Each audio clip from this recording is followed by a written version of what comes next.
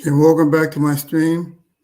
I ended the last chat because the way the Apocrypha has the sixth chapter of the letter, uh, the sixth chapter of the book of Baruch has just 5 chapters, but it's additionally, it's called the letter of Jeremiah. So I'm going to give that its own stream. So with that, we start over. Kahalo Yahweh Bashem Yahweh Shai, Wahab Kwakadash. Our praise, honor, glory, and honor to Yahweh, the God of Abraham, Isaac, and Jacob. Bashem Yahweh Shai, our Lord and Savior. Double honors and respect to the elders, apostles, prophets, and teachers of Great Millstone, which has taught and is still teaching me this truth. Great respect to fellow believers, Yakim and Yaquath, with the elect of Israel, and the elect of Israel, which includes the 144,000 and 1/3 mixed multitude, the remnant of Israel, promised mercy and salvation to our Lord. Okay, so I'm going to get right into it. Let me share my screen with you.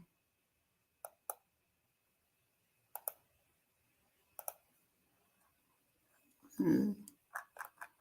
And I always have to go and dig it out. One day I'll learn to do this better, but that's not today. Okay.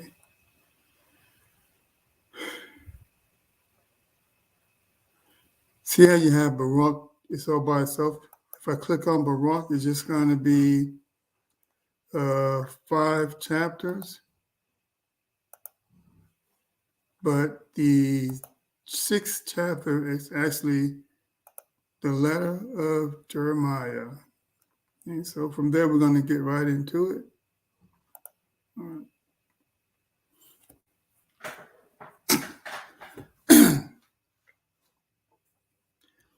A copy of an epistle which Jeremiah sent unto them which were here to be led captive into Babylon by the king of Babylonians to certify them, as it was commanded him of the Most High.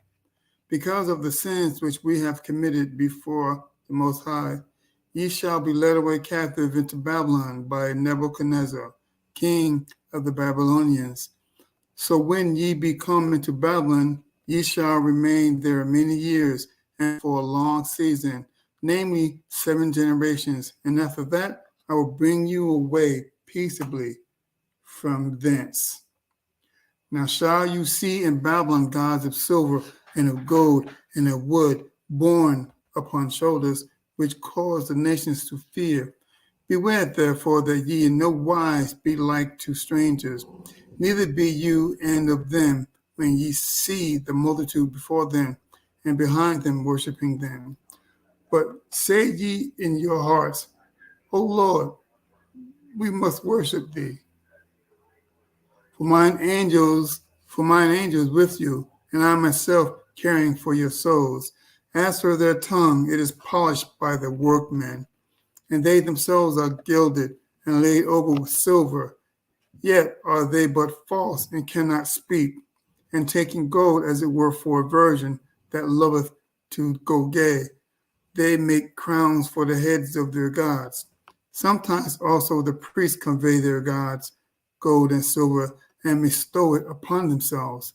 Yea, they will give thereof to the common harlot, and deck them as men in garments. Deck them as men with garments, being gods of silver, gods of gold and wood.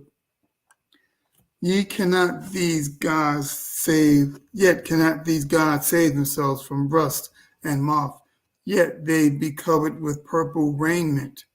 They wipe their faces because of the dust of the temple, when there is much upon them. And he that cannot put to death one that defendeth him holdeth a scepter, as though he were a judge of the country. He hath also in his right hand a dagger and an axe, but cannot deliver himself from war and thieves, whereby they are known not to be gods. Therefore fear them not. For like as a vessel that a man used is nothing worth when it is broken, even so it is with them, with their gods, when they be set up in the temple. Their eyes be full of dust, through the feet of them that come in, as the doors are made sure on every side upon him that offendeth the king, as being committed to suffer death, even as to the priests make fast their temples with oars, with doors, with locks and bars, lest their gods be spoiled with robbers. They light their candles, yea, more than for themselves, whereof they cannot see one. They are as of the beams of the temple, yet they say their hearts are gnawed upon by things creeping out of the earth. And when they eat them, they cut their clothes, they feel it not. Their faces are black through the smoke that cometh out of the temple. Upon their bodies and heads sit bats, swallows, and birds, and the cats also. By this ye may know that they are no gods. Therefore fear them not. Notwithstanding, the gold that is about them to make them beautiful, except they wipe off the dust, they will not shine, for neither where they were molten did they feel it. The things wherein there is no breath are bought for a most high price. They are borne upon shoulders, having no feet, whereby they declare upon men that they be nothing worth. There also that serve them are shamed, for if they fall to the ground any time, they cannot rise up again of themselves. Neither if one set them upright, can they move of themselves. Neither if they be bowed down, can they make themselves straight. But they set gifts upon them as unto dead men. As for the things that are sacrificed unto them, their priests sell and abuse. In like manner, their wives lay up a part thereof in salt, but upon the doors and impotent they give nothing at all. Menstruous women and women in childbed eat their sacrifices. By these things ye may know that they are no gods, fear them not. For how can they be called gods? Because women set meat before the gods of silver, gold, and wood, and the priests sit in their temples, having their clothes rent, and their heads and beards shaven, and nothing upon them their head, and nothing upon their heads. They roar and cry before their gods, as men do at the feast when one is dead. The priests also take off their garments and clothe their wives and children. Whether it be evil that one doeth unto them, or good, they are not able to recompense it. They can neither set up a king nor put him down. In like manner, they can neither get riches nor money, though a man make a vow unto them and keep it not, they will not require it. They can save no man from death, neither deliver the weak from the mighty. They cannot restore a blind man to his sight, nor help any man in his distress. They can show no mercy to the widow, nor do good to the fatherless. Their gods are of wood, which are overlaid with gold and silver, or like the stones that be hewn out of the mountain. They that worship them shall be confounded. How should a man then think and say they are gods, when even the Chaldeans themselves dishonor them? Who if they shall see one dumb that cannot speak, they bring him and entreat Bel that he may speak, as though he were able to understand. Yet they cannot understand this themselves, and leave them, for they have no knowledge. The woman also with cords about them, sitting in the ways, burn brand for perfume. But if any of them drawn by some, the same passeth by, lie with him. She reproaches her fellow that she was not thought of as worthy as herself, nor her cord broken. Whatsoever is done among them is false. How may it then be thought or said they are gods? They are made of carpenters and goldsmiths. They can be nothing else than the workmen who will have them to be made, and they will themselves that made them can never continue long. How should then the things which are made be gods? For they left lies and reproaches to them that come after. For when there cometh any war or plague among them, the priests consult with themselves, where they say, where they may be hidden, where they may be hidden with them. How then cannot even men perceive that they be no gods, which can be neither save themselves from war nor from plague? For seeing that they be of wood and overlaid with silver and gold, it shall be known hereafter that they are false, and it shall manifestly appear to all nations and kings that they are no gods, but the works of men's hands, and that there is no work of God in them. Who then may not know there are no gods? For neither can they set up a king in the land, nor reign unto men. Neither can they judge their own cause, or redress a wrong, being unable. For they are as crows between heaven and earth, whereupon, when fire falleth upon the house of gods of wood, or laid over with gold or silver, their priests will flee away and escape, but they themselves shall be burnt asunder like beams. Moreover, they cannot withstand any king or enemies. How can it then be thought or said they may be gods? Neither are those gods of wood and laid over with silver or gold able to escape either from the thieves or robbers, whose gold and silver and garments themselves, where they are clothed. They that are strong take and go away withal, neither are they able to help themselves.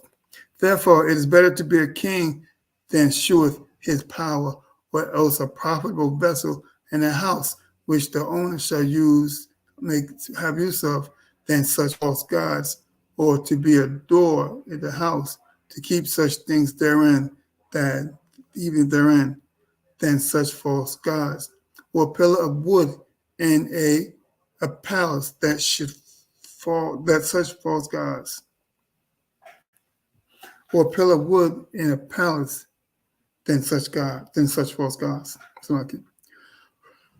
For sun, moon, and stars, being bright and sent to their offices, are obedient. In like manner, the lightning, when it breaketh forth, is easy to be seen, and after the same manner, the wind bloweth in every country. And when the Most High commandeth the clouds to go over the whole world, they do as they are bidden. And the fire sent from above to consume hills and woods doeth as it is commanded. But these are like unto them neither in show nor power. Wherefore it is neither to be supposed nor said that they are gods, seeing they are able to neither to judge cause nor to do good upon men unto men. Knowing therefore that they are no gods, fear them not, for they can neither curse nor bless kings. Neither can they show signs in the heavens among the heavens, nor shine as the sun, nor give light as the moon. The beasts are better than they, for they can get under cover and help themselves. It is then by no means manifest upon us that they are gods. Therefore fear them not. For as a crow in a garden of cucumbers keepeth nothing, so are their gods of wood and laid over with silver and gold. And likewise their gods of wood and laid over with silver and gold are like a white thorn in an orchard that every bird sitting upon. Also allow such a dead body that is east into the dark. And ye shall know them to be no gods by the bright purple that rotteth upon them, and they themselves afterwards shall be eaten, and shall be reproached in the country. Better therefore is the just man that hath none idols, for he shall be far from the reproach. Okay, this is a long letter. All right, I'm gonna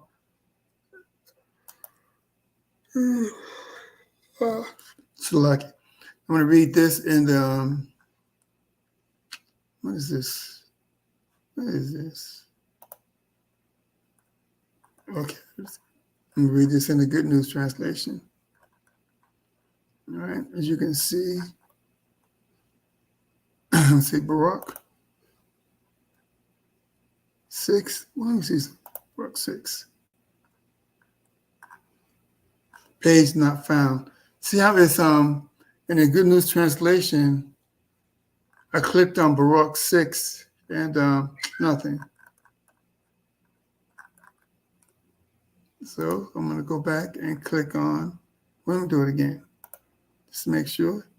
And then click on 5, just to make sure I'm not crazy. 5, okay, I'm not crazy. Going back. Now I'm going to click on Letter of Jeremiah. Aha, see, Letter of Jeremiah 1. Okay. All right. This is also titled Baruch chapter 6. Right. Letter of Jeremiah. This is a copy of a letter sent by Jeremiah to the people of Jerusalem just before they were captured by the Babylonian king and taken to Babylon. It contains the message that the Most High hath commanded Jeremiah to give them. You have sinned against the Most High. This is why you are about to be taken away as prisoners to Babylon by King Nebuchadnezzar.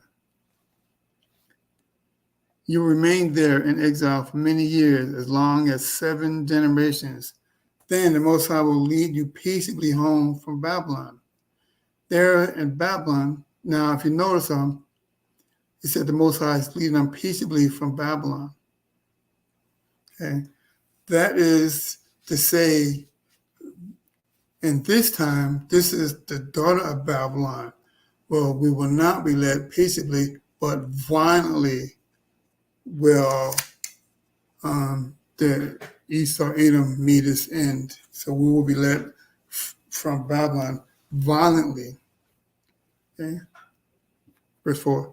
There in Babylon you will see gods made of wood, silver, and gold, gods which people carry on their shoulders, which fill the heathen with fears, which fill the heathen with fears.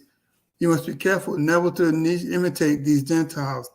Don't let their gods fill you with fear when you see them being carried in procession and being worshipped. Instead, say to yourself, it is you alone, Lord, that we must worship,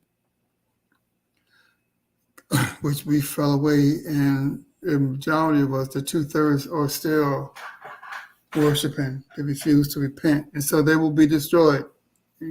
Verse 7. The Most High's angels will be there with you. He will take care of you.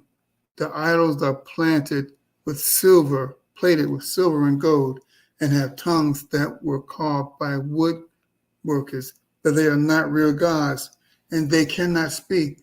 The people make gold crowns and put them on the heads of their gods as if these idols were girls who love jewelry. Sometimes the priests steal the silver and gold from these gods and spend it on themselves. They even give some of it to the temple prostitutes. People take these gods of wood, silver, and gold and put clothes on them as if they were human. But even though the gods are dressed in purple robes like kings, they still cannot keep themselves from being tarnished or protect themselves from termites. When dust from the temple settles on their faces, someone has to wipe it off of them. Like human judges, they hold scepters in their hands, but they have no power to punish anyone who wrongs them. Sometimes they have daggers and axes in their hands, but they cannot protect themselves from being destroyed in war or from being carried off by the thieves. All of these prove that they are not gods, but do not worship them. These gods sitting in their temples are as useless as broken bowl. Their eyes are filled with the dust that people kick up when they come in. The priests fortify the temples with doors and bars and bolts so that thieves cannot break in. The gods are locked up as securely as a prisoner about to be executed for a crime against the king. The priests light lamps for the gods, far more than they need for their own use. But the idols can't see and can't see even one of them. Their insides are eaten by termites, just like the wooden beams of the temple, and their clothing is destroyed, but they don't even know it. The faces are blackened by the smoke of the temple. Bats, swallows, and other birds perch on them, and even cats sit on them. All of these prove that they are not gods. Do not worship them. These idols have been plated with gold to make them beautiful, but they do not shine unless someone polishes them. When they were being poured into molds, they felt nothing. It makes no difference how high a price is paid for them. They are still unable to breathe. See how useless they are? They can't walk on their feet, but must be carried around. Even those who take care of them are embarrassed when one of their gods falls to the ground and has to be picked up again. When someone stands one of them in a certain place, it cannot move, and if it is leaning over, it can never straighten itself up. Offering gifts to them is like giving gifts to a corpse. Priests sell what is sacrificed to their gods and use the money on themselves, and the wives of the priests preserve the sacrifices with salt for later use, instead of sharing them with the poor and helpless. Even women who are having their monthly period or women who have just given birth are allowed to touch the sacrifices. All of this proves they are not gods. Do not worship them. How can they ever be called gods when women are allowed to make offerings to these things made of wood, silver, and gold? The priests even sit in the temples when they are mourning with torn clothes and shave, unclothed, the uncovered beards. The priests roar and shout in the presence of the gods as if they were taking part in the funeral feast. They take the clothing off their gods and give it to their wives and children. It doesn't matter whether a person helps or harms these gods, since they cannot pay him back. They are not able to make anyone a king or to dethrone him, and they cannot make a person wealthy or give him any money. If someone makes a vow to them but does not keep it, they will never make him pay. They can never rescue a person from death, and they shall never help a weak person against one who is strong. They cannot restore sight to the blind or save anyone in distress. They cannot offer any mercy or give help to widows or orphans. These things made of wood and covered with silver and gold are as powerless as stone taken from the mountains, and the people who worship them will be put to shame. How can anyone think they are gods or call them gods? The Babylonians bring dishonor on their own gods. When someone cannot speak, they take him to the temple and ask Baal to give him the power of speech, as if Baal could understand anything. But even when the people realize that their gods cannot help, they are stupid enough to go on worshiping them. Not only that, but women wrap cords around themselves and sit along the road burning incense and offering themselves as prostitutes. When one of them is taken off for sex, she returns to ridicule the woman next to her who was not beautiful enough to be chosen. Everything about this idol is false. How can anyone think that they are gods or call them gods?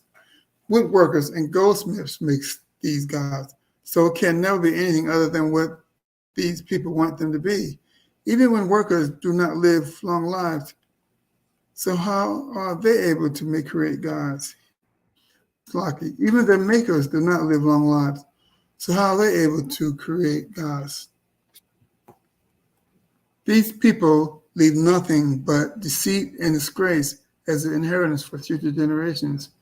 When wars and disturbances come, the priests plan where they can go into hiding with the gods. These idols are helpless in the face of wars and disturbances. Why can't people realize that these idols are not gods? It's lucky. Okay. There you go. My dog was sleeping. He was jerking. So I woke him up. That's lucky, though. Verse 51. All nations and kings will realize that idols are nothing more than the work of human hands. They do not have the power of a god, and anyone should know that they are not really gods. These gods can never make anyone a king or bring rain. They can't make decisions about their own affairs or give justice to someone who has been wronged. They can do absolutely nothing. They are as useless as crows flying around in the air. When a temple catches on fire, the priests run away to save themselves, while the gods made of wood and covered with silver and gold are left to burn like wooden beams. They can't fight kings or go to war against enemies. How can anyone believe they are gods? These gods of wood covered with silver and gold cannot protect themselves from thieves and robbers who take off the silver and the gold and the gods and clothing walk away with all of it. The gods can do nothing to stop them. Anything from a courageous king to a useful piece of pottery is better than a false god. Even a door is better than a false god.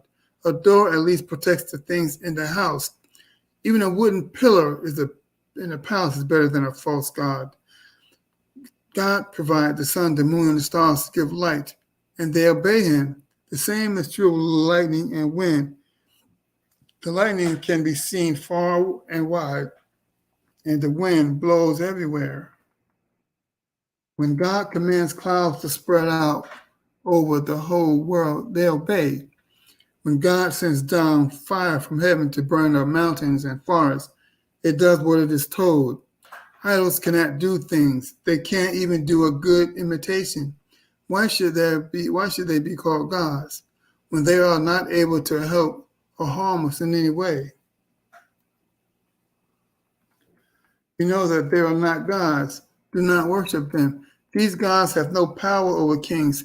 They cannot pronounce curses on them or grant them blessings.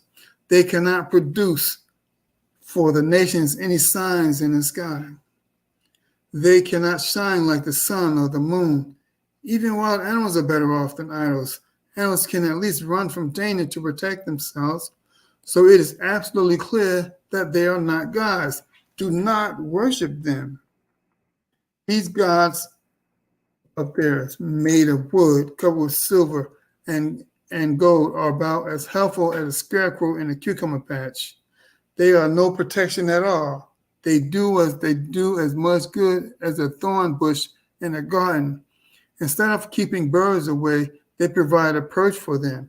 These gods are like a dead body thrown out into the darkness. The purple linen robes they wear right away, so we know that they are no gods. Finally, they will be eaten by termites, and then no one anywhere will have any use for them. The righteous person has an advantage over others. He does not own any idols, and they can never make a fool of him. That is a very hot chapter. I would read this and read it over as many times as you need. There's a lot of information in that. This society is built on idols. We are taught idols. When we were taken away captive, one of the first things that they did, that our captor did, was introduce us into idolatry, i.e., the Christian religion, the Muslim religion, any other types of religion. So with that, I hope that you understand. I hope that you enjoyed this portion of the Apocrypha that I read. Okay. Now my disclaimer. Prepare your spirit for the upcoming prophecies, and there are many. Once the microchip, the RFID chip, which is already being introduced in other nations around the earth, once it finally comes to the U.S., and I'm sure it's in other countries mean, it's probably somewhere in other states, but once it's officially announced that the dollar is gone and you have to use the chip. Don't take it in. We know that that is going to be a time when the elect is going to be separated, or the chosen. The chosen elect is going to be separated from those that are not chosen, because there's going to be a lot of people that's going to take that chip. Don't do it, as I said before. Okay? The devil is coming. He's coming because he knows he's got a short time. So he's here for the Israelites, and he's going to destroy his own in order to get to the Israelites. So prepare yourself. Okay, so with that, I'm going to close. Barakatah Yahweh, Barakatah Yahweh Shai, Kwame Yasharala, and Abab Abal. I pray that you enjoyed this, and I look forward to bringing out another book. I haven't decided which one's going to be yet. So with that, Shalom.